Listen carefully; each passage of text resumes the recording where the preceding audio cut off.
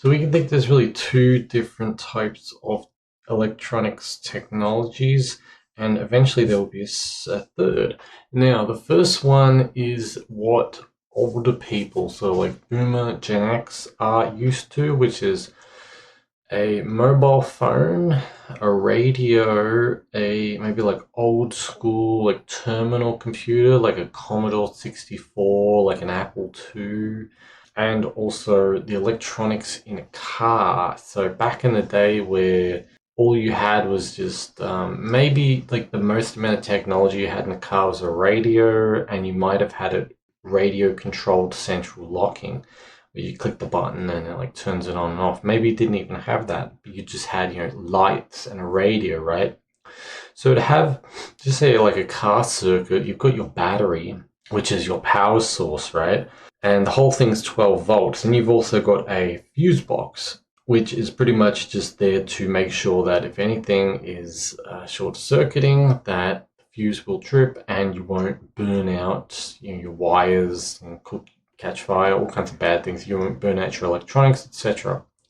You're then connecting light, and I'm actually not sure if they step down the voltage or anything like that, or if they just have it perfectly so that everything fits in a 12-volt system, and your blinkers and radio, and if there's like an internal light, pretty simple stuff, right? And also if there's anything radio controlled and any kind of motors, because of course things like pop-up lights I assume are controlled by a motor. Power steering is motor, right? So these are electronic motors. The starter motor the is technically a motor. So spark plugs are of course electronic is like a high voltage spark, right? So all these things are pretty simple electronics. The same way with a radio, it's mostly just old transistor radio is technically the transistor is more of like the amplification, I guess, and then like the diode and the antenna and all that to get the frequency, right? But it's made out of basic electronic components: capacitors, transistors, resistors, antennas, batteries or a power source, etc. Diodes. These are simple things, and then eventually in this transitional phase, you start to get microchips, right? And microchips are essentially these things which, like a timing chip, which start to make more complicated circuits. So you could almost see things like super simple stuff is connect the battery to a light with some wires. Make it a little more complicated, you add a switch. Make it a little more complicated, you start adding transistors and capacitors and such, and then make it a little more complicated, you start adding microchips. And the microchips, as I said, a lot of them are used to control timing, and a lot of them are just complicated circuits. So technically, if you look up the microchip, what it is, you should be able to see a circuit which is probably full of transistors and diodes, depending on what it is. That is the circuit of the microchip. Of course, logic chips and or XOR, all these things, which are transistor gates. I guess is that what you would call it? Pretty much just deciding whether if you click two buttons, is the light going to turn on, or if you click one button, is the light going to turn on, or if you click two buttons, the light won't turn on and it'll turn on when it gives you control and operation. And you can think like in a more refined sense, you start to go towards logic, the control of logic. So things start to become more complicated. And of course, this is where we start to get computers, because before computers, the electronics were things like, you could have a radio controlled car. And of course, radio frequency is a very interesting thing. Radio frequency essentially allows you to wirelessly send signals to turn things on and off, or wirelessly send power, right? So there was wireless, there was radio controlled things for, at least 100 years ago. If you really look into stuff, it's even older than that, in like the 18th century. I think it was like 1870s thing. I don't know. I'll have to look into it. But they've had radio control stuff for a long time. They've had electromagnetic motors for a long time. They've had electric lights for a decent amount of time since like Tesla and Edison. I mean, they were even before those guys. They learnt and perfected and improved upon a lot of this stuff, right? So going back to microchips or computer chips, basically people call them. Eventually, you connect a bunch of these things together, and you start to get super simple computers.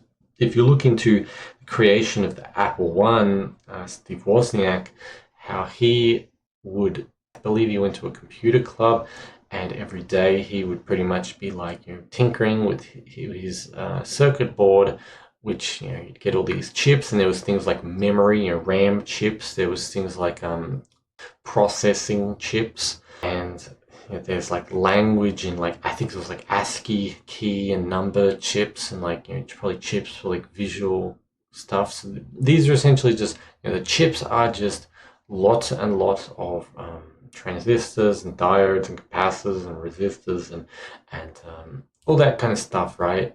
And eventually we entered the digital age. So we went from the analog age to the digital age, right? Now, this is a transitional phase that the older generations usually don't really like because things get more complicated. Back in the past, the electronics were a lot simpler. Computers and cars were a lot simpler in the past. You could tinker with everything, you could solder things yourself, you could fix a lot of things yourself. Nowadays, I'm looking at my motherboard right now, and it's quite a complicated thing. It would just be cheaper to buy a new one.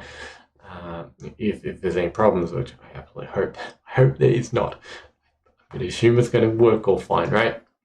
Going on, so with computer chips, and also with crystal oscillators and like digital timing circuits and such, like signal generation, I guess that allowed for more control of digital things, and also like a CPU, because CPUs are tuned with crystals to crystal oscillators. I don't know if they still use crystal oscillators or if they use a digital signal nowadays, but once you have a CPU tuned to a certain clock rate, you can then start to really unlock time, because you can control you can cycle a program or cycle a thing, a series of signals in the time frame that it commands. So if it's a gigahertz, you've got a gigahertz to work with. Realistically, you've got a bit less. You've probably got about 800 megahertz of clock rate to really work with. If you're running it at a gigahertz, it's probably going to overheat and not be so good, right?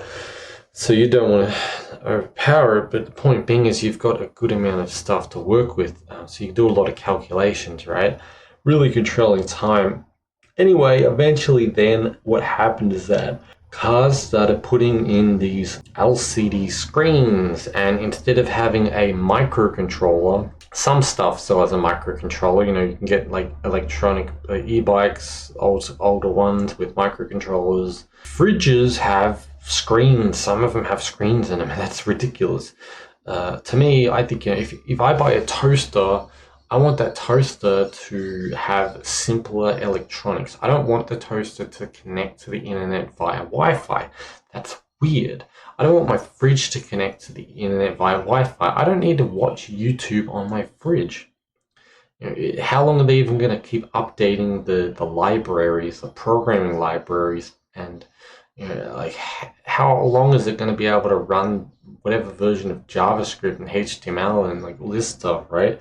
So it's kind of not really good for so that's the thing. When we start entering this digital realm, things expire very, very, very fast. We all know the story of someone who has like a fridge from the 1940s or a car that's like 50 years old, and like if you maintain this stuff and you don't let it rust and go bad, it still works. And the reason, probably partially why, is because modern things are so complicated that if anything goes wrong, you're kind of screwed, right? if a single component goes wrong on a circuit board, it's like the whole thing gets thrown away pretty much. It's not really cost effective to repair it anymore, unfortunately. I think is it the Nintendo DS, the next DS, and maybe like the PSP or whatever. I think they had web browsers, and a web browser is only able to browse the web as much as it is able to run, again, the HTML, CSS, and JavaScript, which the website is programmed in. If it doesn't have the libraries, if the browser is not able to use the newer versions of JavaScript, CSS, HTML, it's not able to view them anymore. So there's a lot of older pieces of technology which don't function for all that well because they don't have the updates to allow them to, even, I mean, if you disconnect something from the internet, sure, again, same thing. I remember when I was a bit younger that I had a friend who his father had a computer which was from like, I think like the 90s, running like Windows, I don't know, 95 or 93 or something really old, right? And it still worked. It worked just fine, right? Probably wasn't connected to the internet, but you could play games on it. So it's all right, right? I guess that's the problem with the digital age is, again, things update so much, and admittedly, it's like, is it a fundamental problem? Is it not? Yes, no. I think you can partially fix it. Linux has kind of done good on this. Like, if you make a piece of software for Linux, that pretty much is going to be fairly immortal. You might have to update it every like 20, 30 years, or make like a new version every 20, 30 years, right? But there's like, I'm pretty sure there's old packages and bits of software and bits of things running in a Linux system, which is probably from the 90s, it's probably pretty damn old, at least from the 2000s, just because things keep running, right? So anyway, the dissatisfaction older people have with technology is usually this new digital age. A lot of them are fine with a calculator and a mobile and a phone, like a home phone, a mobile phone, right? Because that's their era. That's what they used back then. I guess the Gen Xers were more like they got Gen Xers, millennials got like mobile phones and then smartphones. Boomers are more of home phones and like old school dialing, the finger thing, and you move the circle, and they were pretty fun, I think. And of course, these technologies work, but it's a bit like old cell phones. There's like nothing wrong with an old cell phone, an old flip phone, right? These things are great. They're really reliable, sturdy. A lot of them are. So long ago that I used one like that. Maybe it's probably got issues, but I don't really remember it. But why don't they work? It's because the cellular service, the 1G, 2G, 3G is going offline. I think we have some bands of 3G and 4G still, because they need to kind of keep certain things online for probably certain companies who run like essential services, right? It's a bit like how some companies are still using like old versions of Windows or like super old Unix versions to run their systems. Do they have to? No, but it does technically work. So it's a bit like, I guess if it's not broke, you don't fix it. But I don't know. It's the thing with again, you got to think like most of these companies are run by the boomer generation followed by Gen X generation. They're still going to use whatever they used back then, right? You can really see like the integration of pictures and videos and like interactivity and all that stuff. That's kind of what we get with like more digital technology, but the old school analog stuff was a lot more just voice. A lot more is lower in the nervous system, just voice or just text. You look at a Commodore 64, you can get pictures and sounds on a Commodore 64, but it was a terminal-based system. Everyone knows like a Microsoft DOS, right? That was a terminal-based system. So you've got this competition, or not competition, but you've got people who are like elitists where they want to use their terminal-based programs, and they always want to use a terminal, like a Vim or like a Emacs or like terminal editors, right?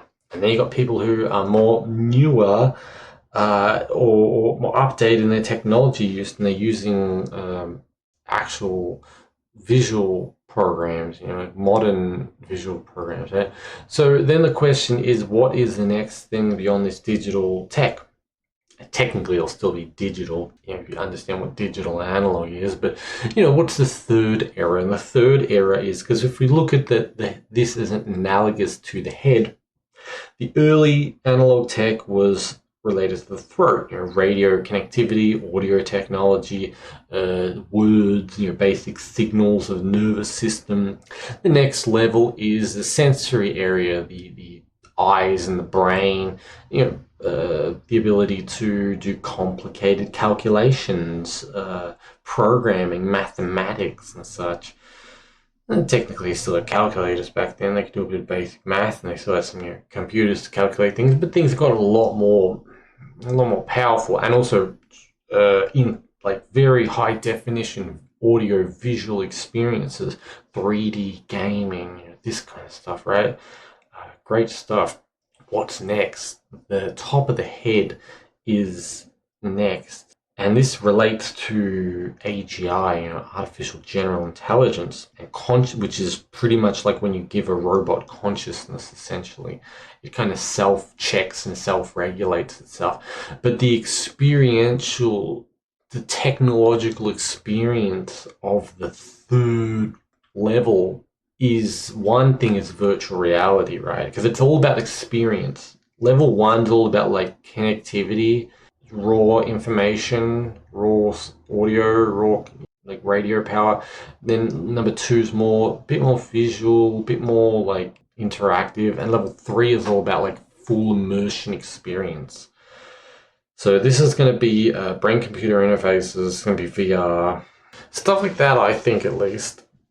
Pretty much stuff that lets you interact with the computer on a deeper level, interact with electronics in a deeper level. So instead of, in the past, if you know the game Zork 1, 2, 3, I think they got like 5 Zorks or something. It's not a bad game. I think I played the first, like, in high school. Me and a friend, it didn't come out then. I'm not that old, but we used to, computer nerds play old games, emulate and all this stuff. So it's good fun. It's a text-based game, and you just walk around a map, and it's like an RPG game. You fight wolves or whatever. I don't really remember. It's all text. So old school text-based games, all like super simple. Things like Pong is a fun game. Tetris is immensely fun. Tetris is great, Pong is great, Space Invaders is great, but these are very simple. These Atari games are very, very simple. They were programmed in like a day or two. If like an experienced programmer could make like Space Invaders in like a day, right? You can make a Space Invaders clone, whatever. World of Warcraft, Final Fantasy 14, all these like a high definition 3D game. It's a deeper experience, right? Zork is not comparable to World of Warcraft. They're both RPGs in a way, but one has graphics, 3D graphics. I guess you can think like it's from text-based to 2D to 3D to what's the next one. And that's what I think is like when you are experiencing, you're bringing the tactile dimension with VR.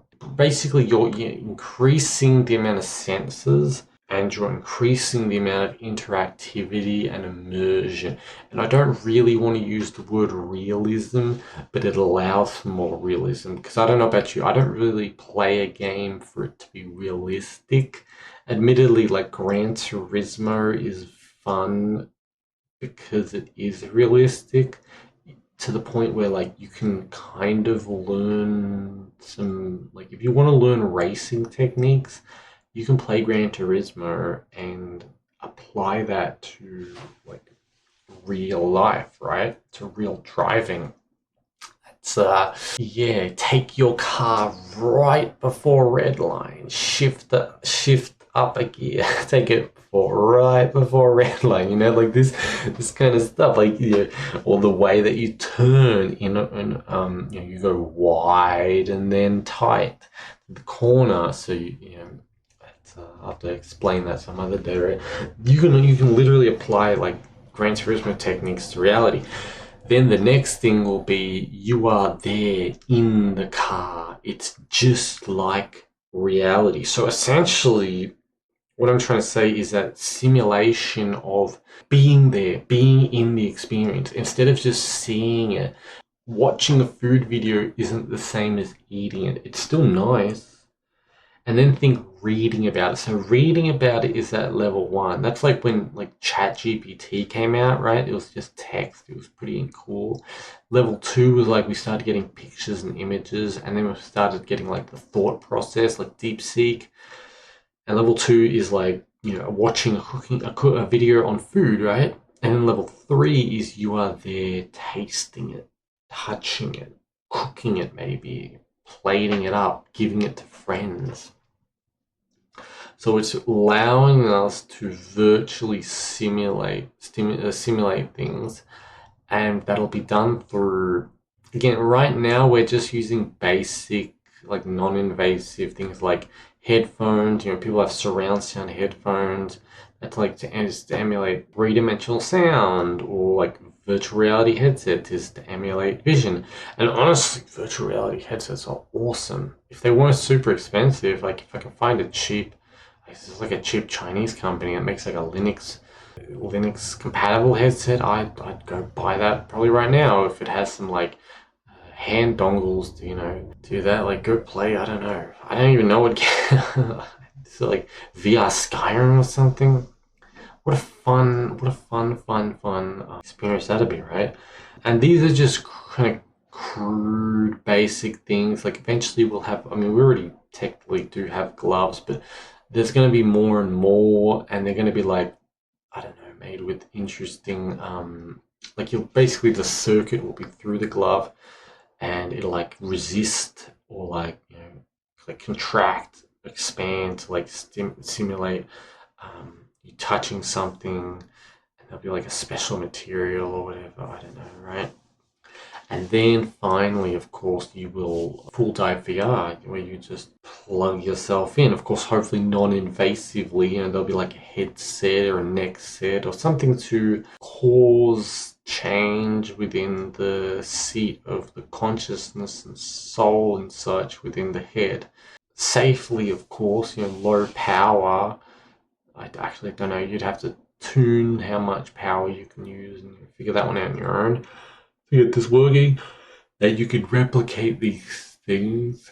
And of course, like on a more current level, if you look at, so like Windows 7 was the last kind of good Windows, we can say. Some people, older people would be like, Windows XP is the last good one. Yeah, whatever. They're both good, XP 7. That's more just the raw digital era. And then 8 was like a transition, and 10 was a new thing. And then 11, like, they've kind of amplified it, right? It's like 10 was like the bootloader for 11. Or technically, I guess 8 was the bootloader for 10. But right, so what I'm saying is that these operating systems are becoming more fluid, more like experiential. It's less technical. Apple's always kind of prioritized that. So Apple's always kind of had this down bit a pat. Apple, as much as everyone hates them, and I don't buy Apple stuff. I don't use Apple stuff. The technology's not bad. Like the hardware's not bad. I've never really had an issue with iPod or anything. Back when I had like one of those things, right? But they've always pioneered. What did Apple do with the computer? The was it MyStation, or I think they just bought it from some other company and they just repackaged it. But we can't deny, in like the early 2000s and even like the late 90s, like Apple did simplify the desktop operating system. They kind of pulled it out of that like Windows 95-ish era, well 93-ish, I don't know, 95-ish era, into like more of a modern-ish, one, right? And then what did they do with the iPhone or the iPod Touch? They took, because we already had Blackberries, we already had certain Nokias, we already had like semi-smartphones. They really made the new smartphone. And then Android came along, right? I actually don't know the time frame on which came first or whatever, but Android kind of did the same thing. You've got these apps. I mean, even on the old smartphones, you still had apps. Even on phones, I mean, you click your messenger thing, that's an application, that's a program, right? It's just more, and you still had touchscreen semi-smartphones with like little pens, and they weren't very good. The iPod Touch was a lot better. Probably if you used a 2006 iPod Touch now, it'd be a bit janky, but at least back then it was hot shit. Oh yeah. Then what they did is with the Apple Vision Pro. Now I haven't used whatever the one Meta or what used to be Facebook, whatever they use. I haven't caught the Quest 2, Quest Pro, or whatever. I don't like it because it's a standalone unit. I'd rather it be a plug into the computer type unit. It's just not really what I like.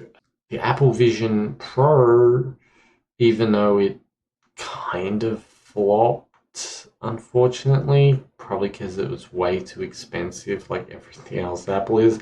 And VR just constantly, it's just like, there's so much money being poured into it, but it's just not catching yet. Honestly, I think you need to get it as cheap as like a cheap phone, which is like 300, maybe even like 150. If we're talking American dollars, you need to get it like that cheap. And there needs to be more games and more stuff for it, which of course, developers are probably not the most, nowadays indie devs aren't really the most rich people, so it's kind of difficult really. It's just there's not enough hardware out there, so people can't really develop, and it's not really taking off. So we're in this weird middle ground of tech where we haven't quite got there yet. But if you look at the features of the Apple Vision Pro, you like Apple or dislike Apple, or like the Vision Pro or not, you can't deny that it is incredible tech. It's very well made, very impressive. The people who worked on it really did an outstanding job, in my opinion. Again, as I said, I have not looked at the features of the Quest 2 or whatever the current Quest is, the Meta headset. I've heard that it's comparable to the Apple Vision, though maybe not like a generation or like a half gen behind or a full gen behind. I don't know. They've probably released a new one which competed, with it, right? So it probably is comparable now. But these things are super impressive. Even though it's not full dive VR, it's super impressive. I'm pretty sure actually you can use your fingers and hands to tap onto things. You don't even need like gloves or whatever, which is crazy. It's got like LiDAR and all these other sensors. It is just full on. So impressive. Once we shrink that down, which if you look at a phone's got an antenna, it's got a camera, it's got a microphone, it's got a Bluetooth receiver, it's got a CPU, it's got RAM, it's got memory, it's got a SIM card, it's got a battery, it's got just certain other things. It's got so many other sensors, like to put like a gyroscope. It's got all these things in the size of your hand, right? There's small little things. So I think the more these headsets get generated, the more they will get smaller. Until eventually, I would imagine if you could get like a pair of glasses, like AR kind of stuff. I'm not as interested in augmented reality as I am virtual reality, just because it's like I don't really have a use for it. It's like I don't really need to watch a cooking tutorial while cooking, or like I don't know. It's kind of nice because you pull out your phone and just put it on a stand or whatever. I don't know. It's not really my thing, but I think that might take off more because it's a bit like how tablets were used. So laptops were brought into school. The school I went to introduced laptops when I was just about to leave. This school was a little behind other schools. It seems like some other schools, they gave the students, the teenagers laptops when they started. Then it became like standard practice, right? You'd get a laptop to use, to borrow. Now I think it's a tablet. I'm pretty sure like young kids use tablets in their schooling. I don't know. Or is it young? Maybe it's like in primary, the first schooling. I don't know. Something like that, right? It'll get to like once it's at a point where they're using, instead of a tablet, they're using a pair of glasses where they can use their fingers to, select things in the air. Basically an Apple Vision Pro, but like slimmed down, and it has enough battery life to, effectively last like a full like school day and then a full work day. Maybe you'll have to swap out, I don't know, battery or I don't know. Honestly, I think it's almost like the Wi-Fi is going to get to the point where like people are going to start using, you can like start powering stuff with like the Wi-Fi, basically, like radio powered, radio frequency powered stuff at the end of the day. So I don't know, maybe there'll be something like that, but you know what I mean. Like that when this stuff will probably become more integrated, and also when it's cheaper, because again I want it but it's so expensive. I bought a dev kit, like it was an Oculus Rift dev kit, and it was so low resolution. It was amazing, but it was so bad. Like, I think it was 720p, and I would like, it would kind of make you feel ill, and it was so pixely. It was like watching 360p YouTube videos. If anyone remembers back in the day watching that stuff, and then having to spend like an hour to load a video because the internet is so slow and like everyone else is using it. Man, what a shit show that was. But it was so cool, and I kind of wish I didn't sell it. I swear I bought it for like 150, $200 or something. But it was kind of jank because it was like they don't support them anymore, like the software doesn't, so you kind of have to do some like shifty stuff to get it working, and it's a pain in the ass in general. But it's so cool. It is so unimaginably cool. I know there's some people that are like unimpressed by the VR, but I think it's so damn cool.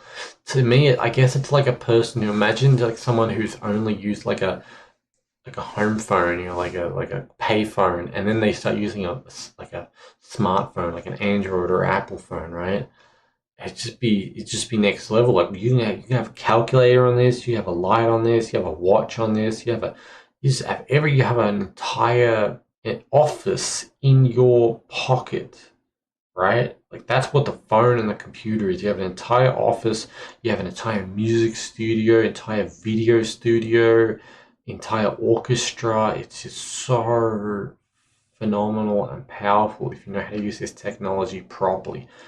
And the virtual experience will be, you can learn to drive, you can learn to wire up electronics and like make circuits, you can learn to cook, you can learn to do woodwork, you can make a house in like a virtual reality experience, you can have fun, you can play with people, you can meet people and talk to people, and like an avatar.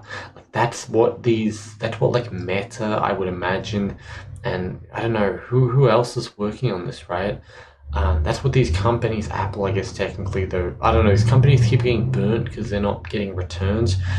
But that's probably the vision they have, is like you can do so, you can live and you can experience and do so much in these like virtual worlds, right? And it's just so incredible. This is the next level of technology, but just because the next level of technology is right in front of your face doesn't mean that it's that easy to get it out there and develop it and like spread it to the masses, right? So I don't know.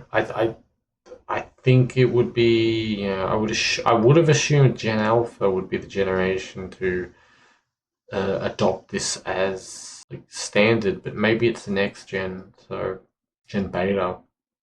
I feel sorry for those people called Generation Beta. Jeez, that's gonna do some damage. Anyway, I hope you enjoyed. I enjoyed making this, so a lot of fun. Maybe I just like technology. It totally gets me excited. So I want a virtual reality headset so I can play custom made 3D and have a made but on my face in virtual form.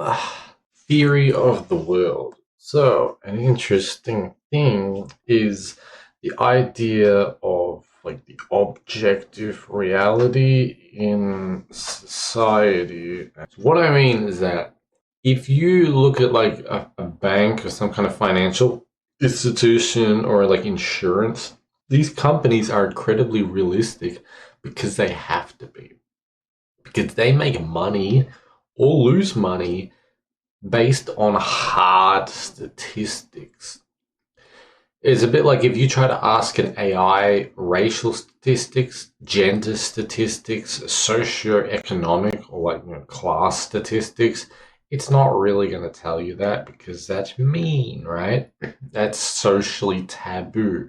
They've had to program that out of it, even though AI is actually really, really good at these kinds of statistics because it's really good at pattern recognition, right?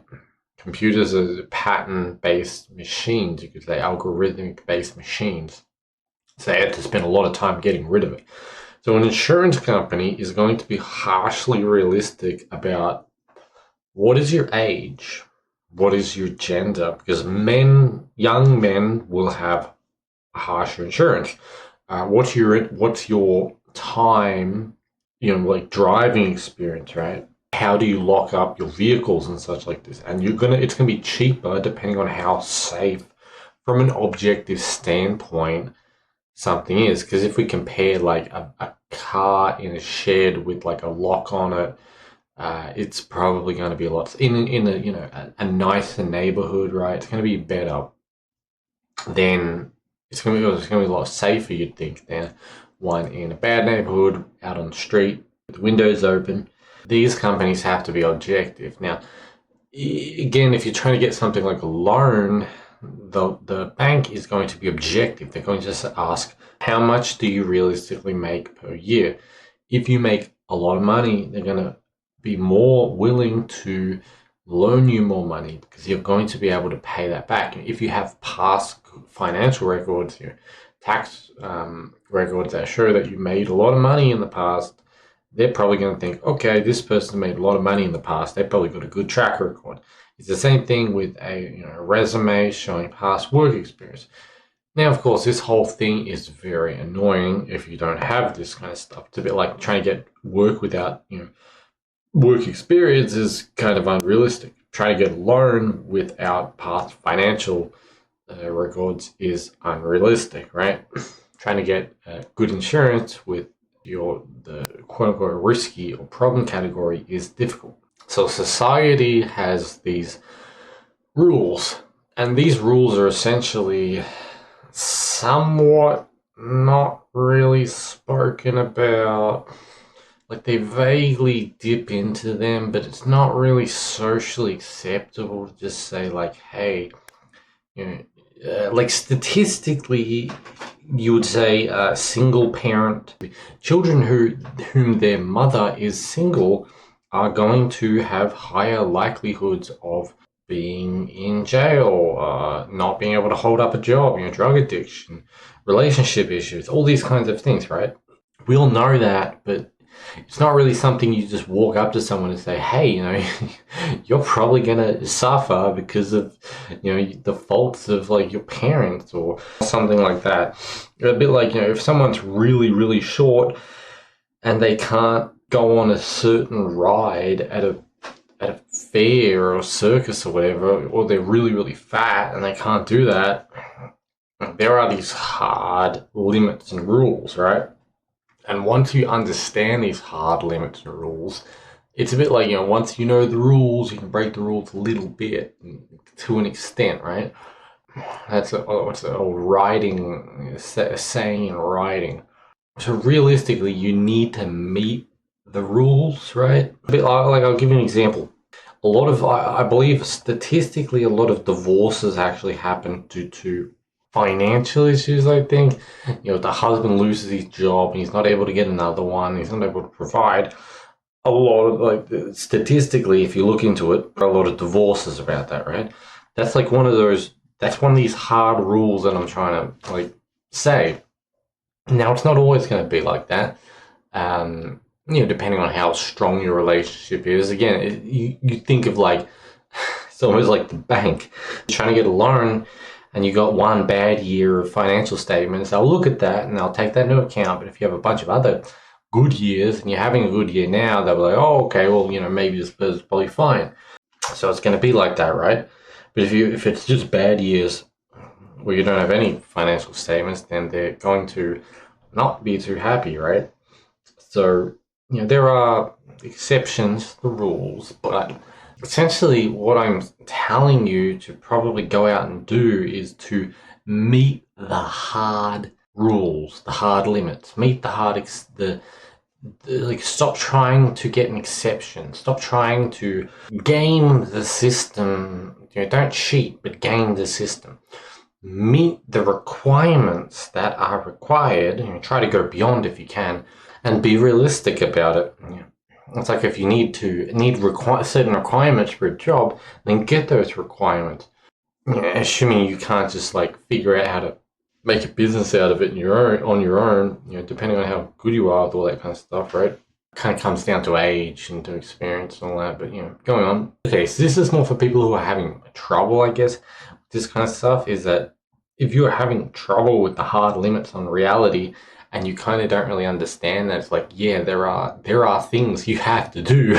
Again, it's like, you start maybe like a relationship, it's like if you one time, you act inappropriately like a child or something, and the other person is going to be like, what is this person doing? Depending on the relationship. And then they'll probably be like, all right, whatever, just let that slide. But you do it again, you act up again. It's like, there are limits to certain things. Maybe if you're driving, if you drive and you speed, it's like, maybe this time you didn't get caught, or you didn't cause an accident, or you didn't, run someone over, but it's not going to be like that every time. It's almost like life gives you a couple of... It tries to ease you out of doing bad things almost and into doing good things, depending on your morality, of course. You can't just keep screwing up. You need to realize the mistakes, and then you need to do the right thing, right? Similarly, you need to realize the requirements and the limits and the variables that are needed to achieve the things you need, and then to meet them, right? Which again, slowly you will figure this kind of stuff out. Life will nudge you into that direction of noticing it. Right? That's what I find. And then of course, what happens when you have met the specified, the external, the given requirements. Just say if something says, hey, you need this, this, and that, you've got this, this, and that, but you can't get the thing, you can't achieve the thing. It's because probably in the same way with the AI, it's not socially acceptable. With our racial statistics and class statistics, it's not always socially acceptable to list absolute requirements, to list all the requirements. Some requirements are assumed. Some requirements are just not really said because, well, it's maybe uncomfortable to say those requirements. It's kind of like no one's going to tell you to shower and eat breakfast to get ready for the day and wear clean clothing. It's just kind of assumed, right? And most people probably aren't going to say anything, but they're going to look at you a bit funny if you don't smell very good, or if you are unstable because you haven't eaten anything, you haven't slept properly or whatever, right? But it's an important thing. So, and of course, there's different reasons why these things can be unsaid. But again, what I'm saying is, if you've tried to meet the specified things that get the thing you want, and you can't get the thing you want, there's some other reason. Sometimes life stops you. Life, God, I don't know what it is. It's this force of repulsion, right? And other times it's because you have to think okay, what am I not meeting? What am I not doing? Is it life pulling me back? stopping me? Is it a person? Maybe a person psychically stopping you, like cursing you or something? Is it yourself, your own issues? Is it just that there's another requirement that is unspoken, right? I don't know. Think on it. Right, so here's something interesting. So World War One. Here we go. This is a vague timeline. 1914 to 1918. Then we have the Great Depression time, which says around 1929 to 1939. Then we have World War II time, which is 1939 to 1949. So I think that history is paralleling or mirroring this period in history. My ideas is that the World War One, vaguely we can look at, is the Iraq War. The Iraq War, or you can think just like the wars in the Middle East. These were very big around the 2000s. If you remembered back to then, this was like the media, it was like 9/11, all these kinds of things, right? I think that the Iraq wars parallel World War One, and the kind of like cost of living crisis and housing crisis and all this like financial stress that we're going through is then paralleling the Great Depression. World War II is going to parallel in this context, I guess, what we would call quote unquote World War III. And it's already starting if you look at, for example, I think the trade tariffs of America is essentially that's war, because America is all about the money. It's the biggest. It is the country of capitalism essentially. Through World War II, it pretty much brought capitalism to the whole world as like the staple way to exist, to be, right? And then, of course, we have Americanized countries. So you've got like South Korea, Japan, for the Asian countries, vaguely Vietnam. And then we've got like the Anzac, like Australia and UK and Canada, America, and Europe as well. These are all like Americanized kind of economy, like capitalist kind of countries, right? And then we have, of course, the other side, which is Russia, China, North Korea, South America, Africa. These are more traditional, like nation countries, right? They didn't embrace, they embraced the parts of capitalism which worked, and you can even say China gamed the system. I think that's just because Chinese are very good at things, so to speak. They can, you just say if China as a nation sees a person playing the violin, they look at that person and they make their own violin and they learn how to play it, and they do it almost like at that level or even better. It's just kind of like a Chinese racial talent to be able to do that. We've got these two sides, right? It's almost like a tariff against these two sides, you can think, like a trade war against these sides, because there weren't really many tariffs on Australia. It's like a 10% thing, I think. And then there's 10% on a bunch of other, like, friendly countries, so to speak, to the US. So I think that'll start the war. I don't think the war will be, like, as brutal in a violent way, at least I hope not, like physically as World War II and One was. Those were soldiers going to the battlefield. Now it's more like drones and probably can be robots. And as I said, just more of a trade war. So I don't want to I don't want to scare you or anything. Another interesting thing is on nationalism and like fascism and all that stuff. So if you look into the like things that the fascist parties tried to do, they essentially tried to renationalize the countries. My ancestry, part of it is like Italian, right? And the Italians were fascists, and what they did was that they wanted to get rid of imports from other countries. Again, it's tying with the whole tariff thing, right? They wanted to get rid of imports. They did some kind of financial thing which made other countries not really want to trade with them or something. I forget what it was. I think it was to nationalize more or something. I don't fully know the history, but essentially the theme of fascism is essentially just, instead of buying stuff and getting stuff from other places, you do it yourself, you get it yourself. And I think the world is going through this phase again. Again, we want to remove the the trauma and the tension from these words, right? And these ideas, because people hear fascism, it's like, and then people hear communism, it's like, but you got to think like, if the fascists won, fascism would be like what capitalism is. Like capitalism is like, oh yeah, good. It's good because it won, right? The victors, the winners of history write the rules. The same thing with communism. And of course, you can look at communism as like that's when the Jews essentially, the quote unquote Bolsheviks and such, went into Russia and caused a lot of mayhem, and went to China and caused a lot of mayhem. You could look at it from that aspect.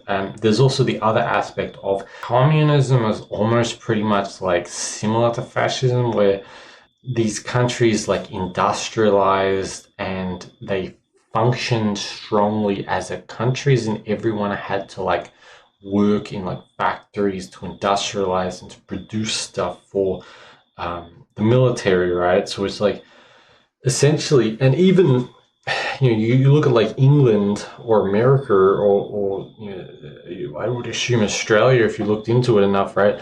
And you think, well, these countries, they're not like fascist, they're not communist or anything like that. But assumingly during the World War II and probably during World War One, these countries would have had everyone building everything that they can, ammunition, growing food, canning it, making tanks and planes and weaponry and like outfits, whatever, like tents, stuff that the people, the soldiers needed. Like you got to think that the country is directing all of its energy into war, right? And this, I guess you could say astrologically as like Aries. This is the morning period. We just had the great sleep, right? And Saturn was in Capricorn, and then Aquarius, and then Pisces, and we were sleeping. Everything shut down during the 2020 COVID period. It was a sleep. And what happens after sleep? You wake up. So this is waking up, and I guess it causes this reaction of war. And I'm seeing it now because currently we're in Aries. We're in like the thickest part of Aries, right? And I'm noticing like people are just trying to like get angry at each other and almost trying to fight each other and yell at each other, and it's just absolutely ridiculous. I'm looking at it because I don't get absolutely possessed. Like I feel the energy, right? But I have enough self decency to like control myself, right? A lot of other people don't, and I'm just thinking like, wow, this is kind of ridiculous. But that's the kind of energy, this early morning stimulation, because it's a very the brain, like the top of the brain being very strongly stimulated, and like nervous system being strongly stimulated. It reduces, and what happens when you wake up, your sleepiness, your heaviness, that lead energy, that like black lead. It's like when it's winter and it's nice and you're inside and it's warm because you got like a fire or heater or something. It's like nice and cozy, and you just finish like you don't have to work, and it's just like it's relaxing. Right? That's different. That's a we you that the Aries energy is a countering to that. It gets rid of it, like flushes it away. So I guess people, when they're not like pacified, some people just like all they want to do is fight, right? Which is pretty ridiculous. Going back to the Iraq War, so again, World War One and Two was very much Europe centric, and Asia actually, Asia as well, and there's some other places, right? And then the Iraq War is Middle East centered, so I think it's pretty obvious who's going to start it, because who started World War One and Two. The history books will tell you some bullshit, but you could look it up yourself and find out. If you want to do some early life checks on people, let's be real. It's pretty obvious. Israel, they're going to try to start World War Three so they can get more territory. Essentially, it'll just throw the world into chaos. People will start acting erratically as they are now in this very Aryan time, it's a whole big pain in the ass, to be completely honest. Admittedly, the sleep period, the winter period, was a big pain in the ass as well. So